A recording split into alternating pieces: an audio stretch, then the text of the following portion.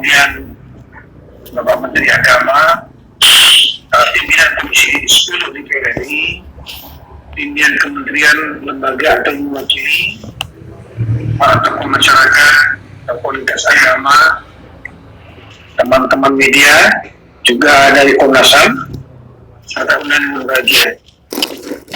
Pada kesempatan yang baik ini, pertama-tama untuk kita mengucapkan puji syukur kepada Tuhan Yang Maha Kuasa, karena kita masih diberikan nikmat sehat, kekuatan dan kesempatan untuk menghadiri acara yang cukup penting tentang penandatanganan putusan bersama 3 menteri.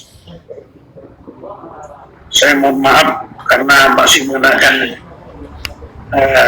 masker, karena di ruangan ini juga hadir beberapa dirjen di dalam ruangan ber-AC otomatis.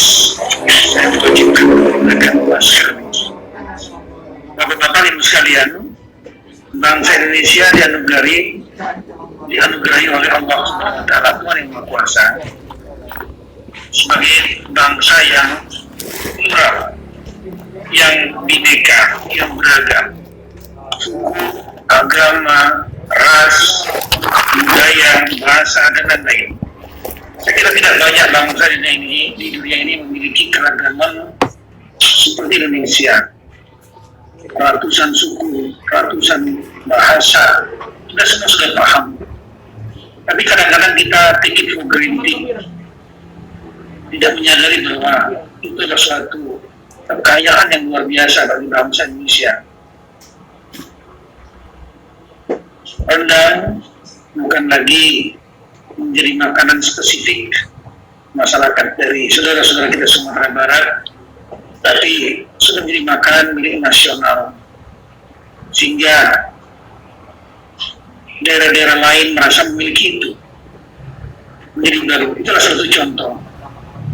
Tapi sebaliknya, dalam ilmu manajemen konflik, perbedaan juga mengandung potensi kerawanan konflik. Oleh karena itu, berbagai perbedaan yang ada di Indonesia dalam berbagai bidang, di samping kekayaan, juga mengandung potensi kerawanan konflik. Oleh karena itu, perlu untuk dirawat dan dijaga dalam rangka mewujudkan cita-cita pendiri bangsa kita, para founding fathers, yaitu mendirikan negara kesatuan Republik Indonesia yang plural dan bineka. Kesatuan nasional ini hanya dapat terwujud dengan saling menghormati dalam segala keberagaman, termasuk dalam bidang keagamaan. Adalah hak asasi manusia. Setiap orang bebas untuk agamanya masing-masing dan beribadah beragama dari pakaian masing-masing. Sudah merupakan tugas negara untuk menjamin dan menghormati kemerdekaan setiap warga negaranya dalam memeluk dan beribadah menurut agama dan kepercayaannya. Banyak landasan hukum yang sudah dibuat oleh bangsa ini untuk menjamin spirit tersebut. Konstitusi kita UUD 45 sudah sangat jelas menyebutkan dalam pasal 29 ayat 1, negara berdasar atas ketuhanan Yang Maha Esa. Ayat 2, negara menjamin kemerdekaan tiap-tiap penduduk untuk memeluk agamanya masing-masing dan untuk beribadah menurut agamanya dan kepercayaannya itu. Konstitusi telah mengatur tentang menghormati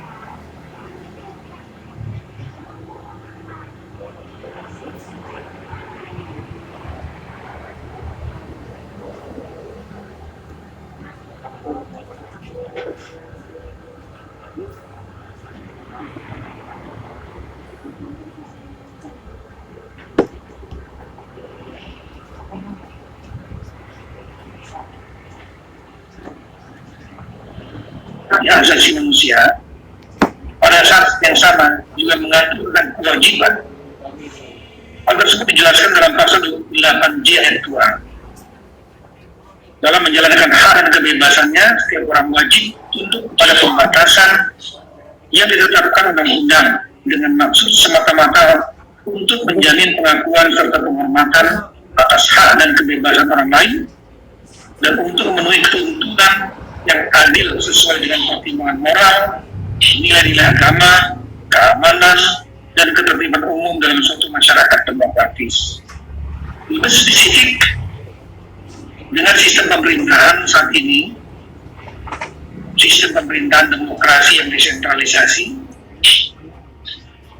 Undang-Undang Nomor 23 tahun 2014 tentang pemerintahan daerah, pasal 10 ayat 1 mengatur tentang desentralisasi tersebut, di mana ada urusan yang menjadi urusan pemerintahan pusat yang disebut dengan urusan pemerintahan absolut. Ada 6, yaitu politik luar negeri, pertahanan, keamanan, justisi, moneter dan fiskal nasional, dan yang terakhir adalah yang keenam, agama. Itu diatur oleh pemerintahan pusat. Kemudian urusan pemerintahan umum, masalah persatuan satuan bangsa, wawasan kebangsaan, dan lain-lain. Ini juga menjadi urusan pemerintahan pusat, tanggung jawab pemerintah pusat, yang didelegasikan juga kepada gubernur sebagai wakil pemerintah pusat di daerah.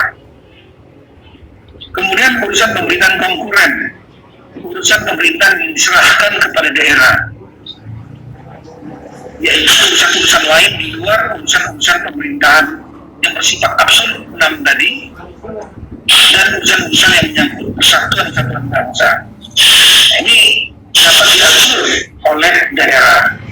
Ada yang wajib sesuai dengan pertimbangan karakteristik atau kepentingan yang bersifat nasional sama, misalnya bidang pendidikan, bidang kesehatan. Juga ada yang bersifat pilihan, misalnya di DKI Jakarta tidak ada daerah pertanian, otomatis ini menjadi pilihan dari DKI itu tidak program-program di bidang pertanian bukan menjadi hal yang utama. Daerah-daerah yang memiliki potensi kelautan, mereka menjadi pilihan untuk diprogramkan oleh daerah yang bersangkutan. Itu pada tingkat 2. Kemudian dari sekalian, pada kesempatan ini saya ingin mengingatkan bahwa pendidikan merupakan usaha yang sengaja, secara sadar dan terencana untuk membantu meningkatkan perkembangan potensi dan kemampuan anak didik agar bermanfaat bagi kepentingan hidupnya sebagai seorang individu dan generasi emas bangsa di masa depan. Oleh karena itu, dunia pendidikan haruslah menjadi lingkungan yang menyenangkan. Kunci keberhasilan negara suatu bangsa bukan hanya tergantung pada sumber daya alam, tapi yang utama sumber daya manusia. Dan sumber daya manusia ini bersifat komprehensif, tidak hanya memahami teknis, tapi juga integritas dan moralitas. Di antaranya adalah toleransi dalam keberagaman. Sekolah sejatinya juga berfungsi membangun wawasan sikap dan karakter peserta didik, pendidik, dan tenaga kependidikan untuk menyemai nilai-nilai luhur bangsa Indonesia. Toleransi dan menjunjung tinggi sikap saling menghormati di tengah berbagai perbedaan latar belakang agama dan budaya yang merupakan suatu keniscayaan dan realitas bagi bangsa kita. Untuk itulah pada kesempatan ini saya ingin mengingatkan tujuan penerbitan keputusan bersama 3 Menteri ini, bahwa sekolah memiliki peran penting dan tanggung jawab dalam menjaga eksistensi ideologi dan konsensus dasar bernegara, yaitu Pancasila, Undang-Undang Dasar Negara Indonesia tahun 1945, keutuhan Negara Kesatuan Indonesia, dan Bhinneka Tunggal Ika. Dengan demikian, pengaturan pakaian seragam dan atribut bagi peserta didik, pendidik, dan tenaga pendidikan sebagai salah satu komponen pendidikan, khususnya pada jenjang pendidikan dasar dan menengah di lingkungan sekolah yang diselenggarakan pemerintah daerah, haruslah mencerminkan moderasi keagamaan dan toleransi atas keragaman agama. Pendidikan dasar merupakan urusan kabupaten kota, dan pendidikan menengah dan atas merupakan urusan pemerintah provinsi. Dalam terbitkannya keputusan bersama ini diharapkan dapat mengambil langkah-langkah yang diperlukan untuk penyesuaian, tentunya diharapkan sesuai dengan keputusan 3 menteri ini, dan jika mungkin ada yang tidak sesuai, untuk segera menyesuaikan.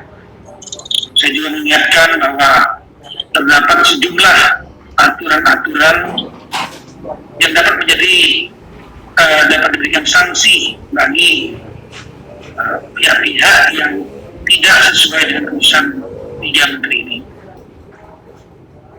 Kementerian Negeri bersama Kementerian Pendidikan dan Kebudayaan, Kementerian Agama, serta pemerintah daerah menaruh perhatian penuh terhadap kualitas pendidikan yang berkarakter sesuai dengan nilai Pancasila yang merupakan fondasi negara kesatuan Indonesia. Demikian beberapa yang dapat saya sampaikan. Semoga Allah Subhanahu wa Ta'ala Tuhan yang Maha Kuasa memberikan kemudahan di dunia dan di dunia kepada kita semua. Sekian dan terima kasih. Assalamualaikum warahmatullahi wabarakatuh. Salam sejahtera. Om Santi Santi Santi Om Namo Buddhaya. Terima kasih. Terima kasih kepada Menteri Dalam Negeri atas arahan yang telah disampaikan. Dan Bapak Ibu hadirin sekalian, berikutnya kita akan bersama-sama menyimak arahan dari Menteri Agama Republik Indonesia. Kepada yang kami hormati Bapak Yakut Khalil Qomas. Silakan untuk dapat memulai paparannya. Ya, saya Assalamualaikum warahmatullahi wabarakatuh. Bismillah, alhamdulillah, salatan wassalaman ala rasulillah wa ala alihi wa sahbihi ala ni'atillah. Amabat, salam sejahtera untuk kita semua. Swastiastu, Namo Buddhaya, salam kebajikan. Yang saya hormati Bapak Menteri Dalam Negeri, Bapak Profesor Dr. Tito Karnavian. Yang saya hormati Mas Menteri Pendidikan dan Kebudayaan, Mas Nadiem Makarim, serta pimpinan dan anggota Komisi 10 DPR RI dan tamu undangan serta kawan-kawan media yang saya hormati. Tadi secara panjang lebar sudah disampaikan oleh Pak Mendikbud dan Pak Mendagri kenapa SKP 3 Menteri ini terbit. Saya perlu menambahkan sedikit bahwa secara sosiologis kita memang menemukan kenapa akhirnya SKP 3 Menteri ini kita keluarkan.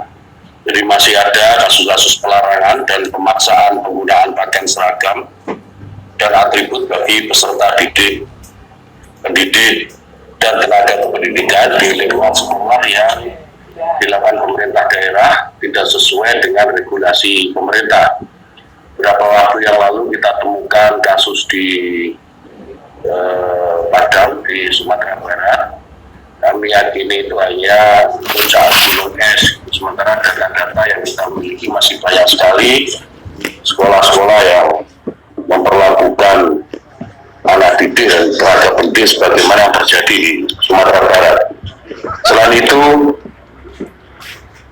SKP 3 Menteri ini juga dilatar belakangi bahwa keyakinan bahwa sebenarnya agama dan seluruh ajarannya itu pasti mengajarkan perdamaian, menyelesaikan perbedaan dengan baik, saling menghormati, saling menghargai. Bukan sebaliknya, agama menjadi norma konflik atau justifikasi untuk berbuat yang tidak adil kepada yang berbeda keyakinan. Untuk itu kami merasa penting bahwa SKP 3 Menteri ini diterbitkan agar mendorong kita semua untuk selalu mencari titik persamaan di antara perbedaan-perbedaan yang dimiliki sebagaimana tadi disampaikan oleh Pak Mendagri. Tentu dengan cara bukan dengan memaksakan supaya sama, tetapi bagaimana masing-masing umat beragama, masing-masing pemeluk agama ini memahami ajaran-ajaran agamanya secara substantif, bukan hanya sekedar simbolik.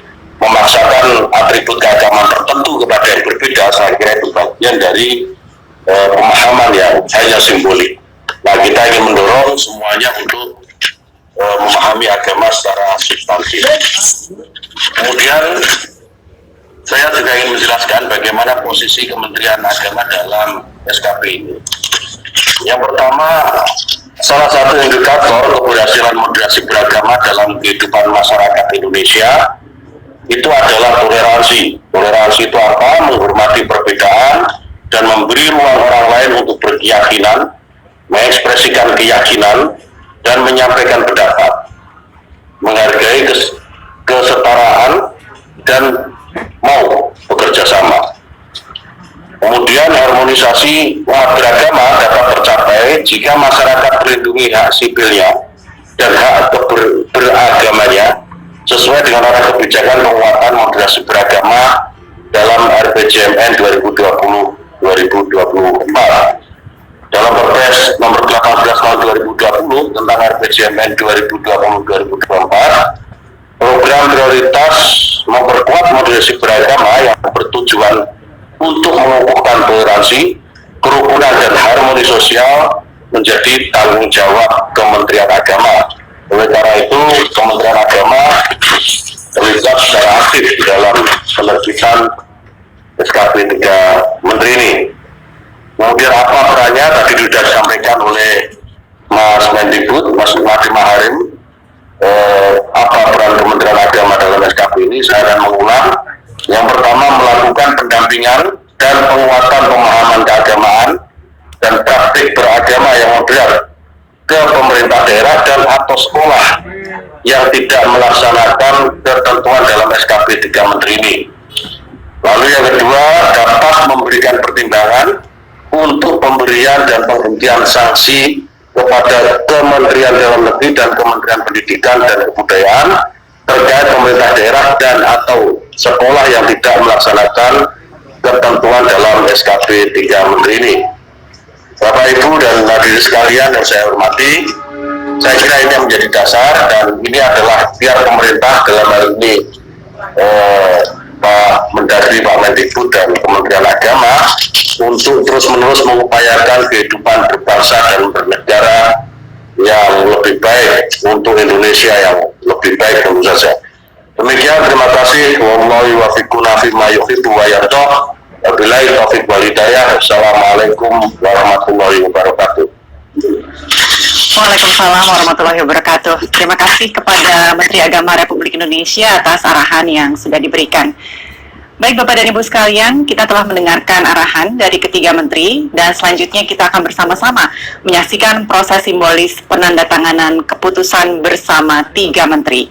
Sebelumnya saya ingin meminta kepada para tamu undangan nanti pada saat proses penandatanganan secara simbolis, Bapak dan Ibu mohon kesediaannya untuk bersama-sama mengaktifkan video dan juga memberikan dukungan dengan memberikan tepuk tangan atau aplaus ya. Oke, saya ingin mengundang kepada yang terhormat Menteri Pendidikan dan Kebudayaan, Menteri Dalam Negeri, dan juga Menteri Agama untuk memulai proses simbolis penandatanganan keputusan bersama tiga menteri. Sudah siap, Bapak-Bapak Menteri?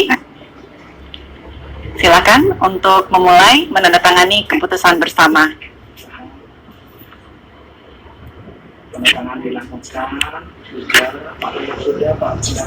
Baik, silakan untuk diperlihatkan ke arah kamera keputusan bersama yang sudah ditandatangani.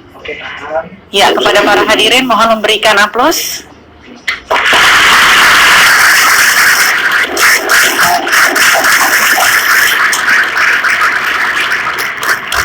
Terima kasih. Silakan untuk diletakkan kembali keputusan bersamanya yang sudah ditandatangani.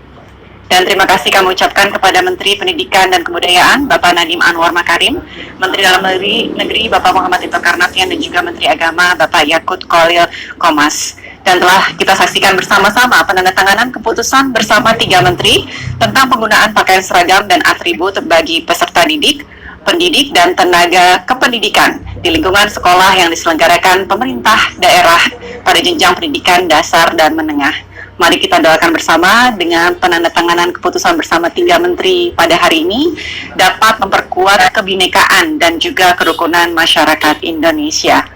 Baiklah Bapak dan Ibu yang saya hormati, berikutnya kita akan memulai sesi tanya jawab pada hari ini dengan rekan-rekan dari media. Dan ini sudah banyak pertanyaan yang masuk dan saya ingin persilakan kepada ketiga menteri untuk dapat menjawab pertanyaan-pertanyaan dari rekan-rekan media. Untuk pertanyaan pertama, ini ada pertanyaan yang berasal dari Saifan Zaking dari Jawa Pos yang ditujukan untuk Bapak Menteri Agama. Berikut pertanyaannya untuk Bapak Menteri Agama. Menurut Gus Menteri, apakah menyeragamkan seragam sekolah terkait agama adalah tindakan pemaksaan? Sebab Indonesia sendiri punya semboyan Bhinneka Tunggal Ika. Silakan Pak Menteri untuk dapat menjawab. Baik, terima kasih atas pertanyaannya. Jadi saya perlu sampaikan kembali bahwa sikap Kementerian Agama sejak awal sudah jelas bahwa pemerintah daerah dan sekolah yang diperbolehkan mewajibkan, memerintahkan dan melarang penggunaan pakaian seragam dan atribut dengan kekhasan agama tertentu yang ketentuannya diatur, yang sudah diatur itu ya dalam Permendikbud nomor 45 tahun 2014 tentang pakaian seragam sekolah bagi peserta didik jenjang pendidikan dasar dan menengah. Jadi kita semua harus saling menghormati perbedaan keyakinan yang ada dan melingkupi seluruh bangsa ini. Perbedaan yang dimiliki Indonesia hakikatnya menjadi berkat dan terbukti sebagai modal pemersatu bangsa. Untuk itu komunikasi antar warga bangsa harus dibina dengan baik. Dengan begitu saya yakin tidak ada namanya pemaksaan dan sebagainya. Ya, hal-hal yang saya kira yang mirip dengan pemaksaan, diskriminasi, intimidasi dan seterusnya. Karena itu kita bisa saling memahami dan menghormati keberagaman.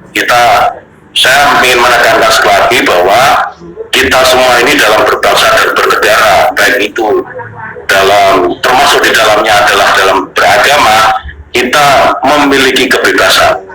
Kita memiliki kebebasan melakukan ekspresi kita dalam beragama. Namun yang harus diingat bahwa kebebasan yang kita miliki ini dibatasi oleh kebebasan yang dimiliki oleh orang lain.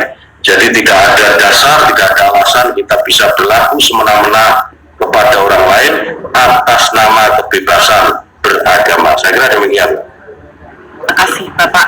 Selanjutnya Pak, masih untuk Bapak Menteri Agama, pertanyaan dari Meisha di JPNN. Pertanyaannya adalah, apakah tata cara membaca doa di sekolah juga akan diatur? Ya, soal tata cara doa di sekolah, yang saya kira terutama ya sekolah yang siswanya multi agama, ya tentu harus dalam konteks menjaga toleransi dalam keberagaman maupun toleransi dalam keberagamaan. Ini penting untuk tentu memperkuat generasi bangsa yang menjunjung tinggi kebinekaan di suatu saat nanti. Anak-anak didik kita harus mulai dibiasakan dengan perbedaan, ditunjukkan dengan perbedaan yang dimiliki oleh bangsa yang besar ini. Dengan begitu saya kira di masa depan anak-anak didik ini juga akan tumbuh menjadi manusia yang toleran, manusia yang menghargai perbedaan dan menjadikan perbedaan ini dikemas menjadi sebuah kekuatan. Saya kira demikian. Baik, terima kasih Pak Menteri. Dan selanjutnya ini ada pertanyaan yang berasal dari Indriani di AKBN Antara, Fabian dari CNN Indonesia, dan juga Saifan Zaking dari Jawa Pos. Pertanyaan ini ditujukan kepada Menteri Dalam Negeri, Bapak Tito Karnavian. Pertanyaannya adalah, sejumlah studi pelanggaran kebebasan beragama dari Wahid Foundation menyebut negara menjadi salah satu aktor pelanggaran kebebasan beragama. Apa yang dilakukan kepala sekolah terkait peraturan sekolah merupakan interpretasi dari Perda. Tidak hanya di Padang, tapi juga terjadi di Bali, Maumere, dan Manokwari.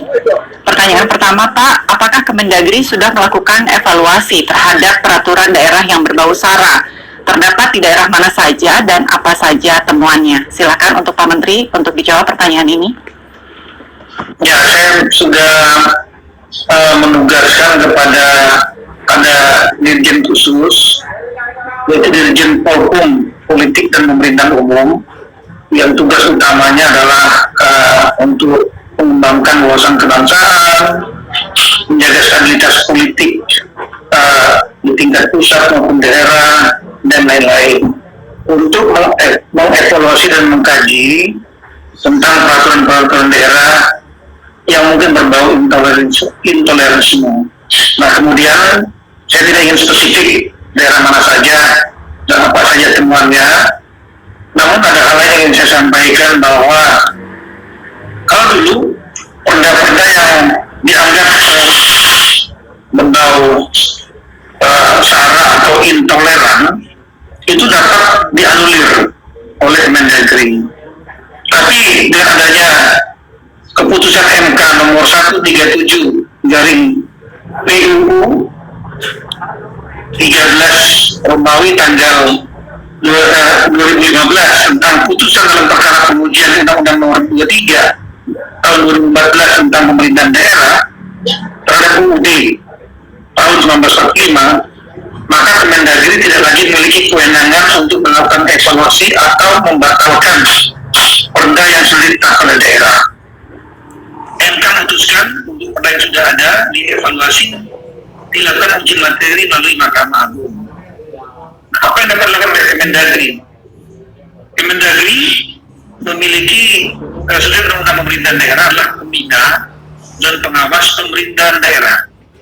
Ada sejumlah instrumen yang bisa kita lakukan dalam rangka untuk mencegah terjadinya pembentukan peraturan daerah yang berbau sara atau intoleran. Itu pada saat mekanisme penyusunan rancangan, pada saat ada mekanisme penyusunan rancangan perda di provinsi dan untuk tingkat kabupaten kota dilakukan oleh provinsi, maka ada kewenangan dari Direktorat Jenderal Otonomi Daerah untuk melakukan fasilitasi. Bisa inilah di momen inilah kemudian kalau ada pasal atau substansi yang mengarah kepada intoleran atau yang dapat membahayakan persatuan bangsa, maka ini kita akan bisa memberikan masukan dan koreksi kepada daerah yang bersangkutan. Di samping itu ada mekanisme lain, yaitu dapat dilakukan gugatan oleh pihak ketiga atau pihak-pihak yang dianggap yang menganggap ini berbeda pendapatnya tentang perda yang dimaksud, diajukan kepada Mahkamah Agung. Karena memang untuk setingkat perda itu yang menguji adalah Mahkamah Agung, kalau undang-undang yang mengujinya Mahkamah Konstitusi. Dan dari Kemendagri juga dapat sesuai dengan fungsi pembinaan dan pengawasan, dapat juga untuk mendorong dilakukan revisi perda tersebut oleh DPRD yang bersangkutan. Nah, ini adalah beberapa instrumen yang dapat kita lakukan dalam rangka untuk menjaga agar peraturan daerah itu sesuai dengan nilai-nilai pluralisme, nilai-nilai persatuan kesatuan, toleran, moderat, dan lain-lain. Kami kira itu. Baik, terima kasih Pak Menteri. Selanjutnya masih pertanyaan dari LKBN Antara, CNN Indonesia dan juga Jawa Pos. Masih ditujukan untuk Pak Menteri Dalam Negeri. Pertanyaannya adalah bagaimana upaya pemerintah pusat memangkas intoleransi di jajaran Pemda? Silakan Pak untuk menjawab. Ya, sebenarnya ada sejumlah aturan internal yang mengatur tentang ASN, aparatur sipil negara, baik berupa aturan undang-undang, peraturan pemerintah, peraturan menteri dari Kemenpan, peraturan Menteri Dalam Negeri, dan juga ada kode etik Kos Pegawai Indonesia Korpri yang mengatur tentang atau untuk merawat persatuan dan kesatuan serta toleran di kalangan penyelenggara dan pemerintahan daerah. Namun di samping itu juga kita melakukan langkah-langkah yang bersifat persuasif dengan cara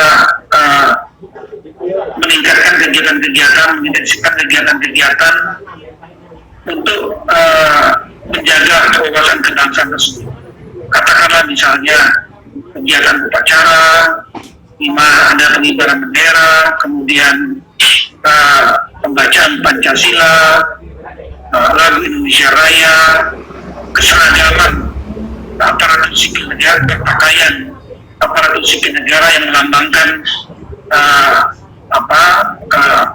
negara, aparatur NKRI dan lain-lain. Ini langkah-langkah persuasif. Sampai juga dalam berbagai modul-modul pelatihan, termasuk semenjak masa pendidikan rekrutmen, misalnya IPDN, ditanamkan nilai-nilai pluralisme kebinekaan. Ini sejak dini. Jangan sampai itu terjadi pada saat mereka bertugas. Sejak masa pendidikan itu sudah ditanamkan nilai-nilai tersebut. Kita lihat seperti IPDN dari berbagai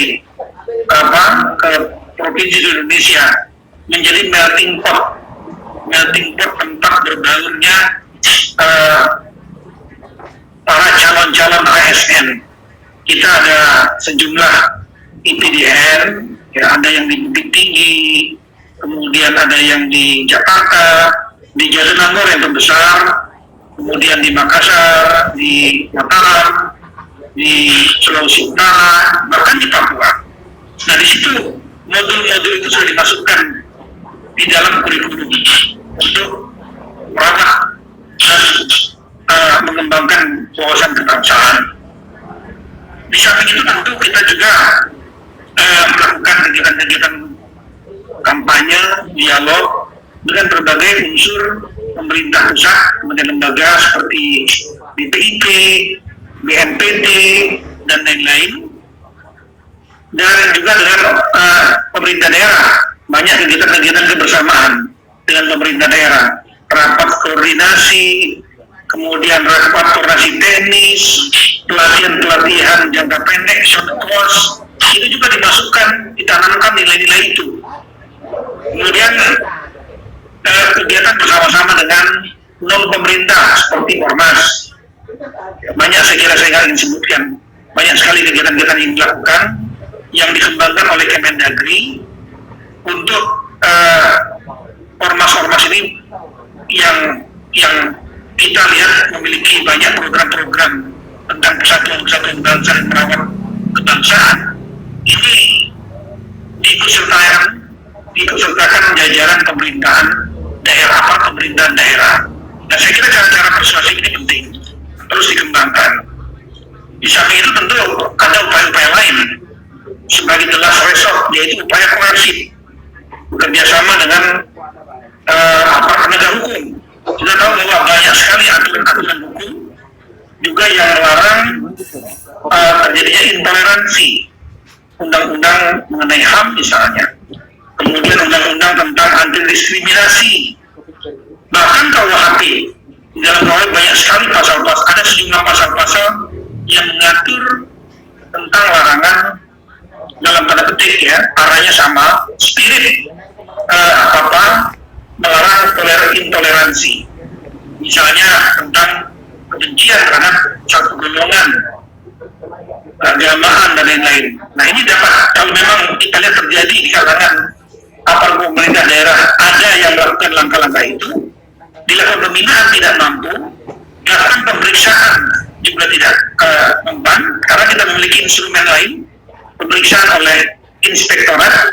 Kalau ditemukan kesalahan dapat melakukan sanksi administrasi, baik dengan cara demosi atau bahkan pemberhentian.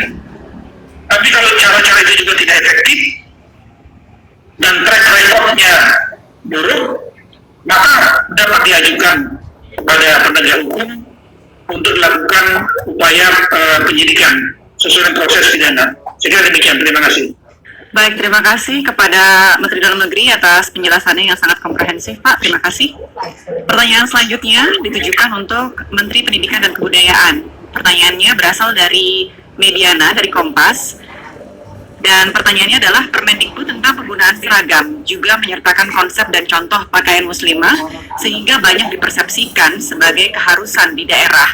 Apakah ada rencana untuk merevisinya? Silakan untuk Pak Menteri dapat menjawab pertanyaan ini. Terima kasih. Itu pertanyaannya sangat tepat karena di situ adalah konsep dan contoh pakaian muslimah. Jadinya ini bukan sama sekali suatu keharusan, tapi merupakan suatu desain karena ada beberapa template yang digunakan kalau kemudian ini menggunakan seragam yang dengan ada aspek kekhususan agamanya. Tapi Kemendikbud dan Permendikbud pun itu sama sekali tidak mewajibkan penggunaan seragam khas muslimah di dalam Permendikbudnya. Dan kalau misalnya dulunya masih ada mispersepsi, harapan saya adalah dengan SKB ini sudah tidak ada lagi abu-abu mengenai posisi pemerintah terhadap apa yang punya haknya masing-masing murid dan haknya masing-masing guru, dan apa dan bahwa institusi sekolah maupun pemerintah daerah tidak boleh melarang ataupun mewajibkan pemakaian atribut dengan kekhususan keagamaan tertentu. Jadi ini satu esensi yang harus dimengerti. Sekali lagi saya tekankan bahwa agama apapun, keputusan untuk memakai seragam atau atribut berbasis keagamaan di dalam sekolah negeri di Indonesia itu adalah keputusannya murid dan guru sebagai individu, ya, sebagai individu. Mungkin itu jawaban saya dari pertanyaan. Baik, terima kasih Pak Menteri. Dan selanjutnya masih ditujukan untuk Bapak Menteri Pendidikan dan Kebudayaan. Pertanyaan dari Ahmad Mutio Alim dari Harian Jurnas. Apakah ada sanksi bagi kepala sekolah yang tidak mengindahkan SKB ini? Bagaimana peran Dinas Pendidikan dalam memonitoring terlaksananya SKB ini? Silakan Pak. Ya, terima kasih. Tentunya pengawasan dan pembinaan pendidikan itu dilakukan bersama-sama antara pemerintah daerah dan pemerintah pusat. Seperti yang kita tahu, sekolah itu diselenggarakan oleh pemerintah daerah. Jadinya semua kepala sekolah dan guru itu sebenarnya di bawahnya pemerintah daerah.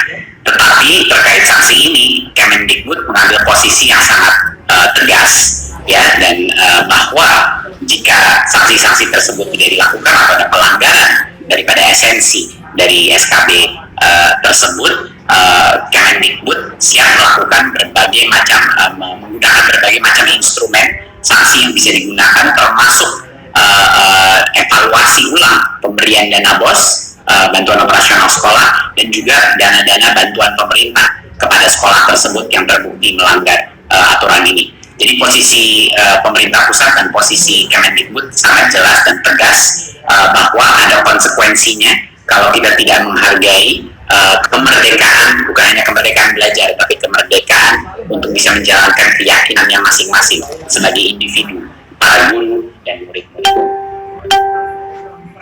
Baik, terima kasih kepada Pak Menteri atas penjelasannya. Dan Bapak dan Ibu hadirin sekalian, itulah tadi pertanyaan terakhir dalam sesi tanya jawab kita pada sore hari ini. Dan saya ingin mengucapkan terima kasih kepada seluruh rekan-rekan media atas partisipasinya dengan berpartisipasi dalam sesi tanya jawab kita. Dan dengan berakhirnya sesi tanya jawab, maka berakhir pula acara kita pada siang hari ini. Saya mengucapkan terima kasih kepada Menteri Pendidikan dan Kebudayaan Bapak Nadiem Anwar Makarim, Menteri Dalam Negeri Republik Indonesia Bapak Muhammad Tito Karnavian, dan juga Menteri Agama Republik Indonesia Bapak Yakut Khalil Qomas. Terima kasih Bapak-Bapak semua, salam sehat selalu. Dan juga terima kasih saya ucapkan kepada Bapak Ibu atas kehadiran dan atensinya. Semoga keputusan bersama 3 menteri ini bisa membangkitkan semangat kita untuk terus membangun karakter kebinekaan di masyarakat Indonesia, khususnya di sektor pendidikan. Akhir kata, saya Astri Megatari, Pak. Wassalamualaikum warahmatullahi wabarakatuh.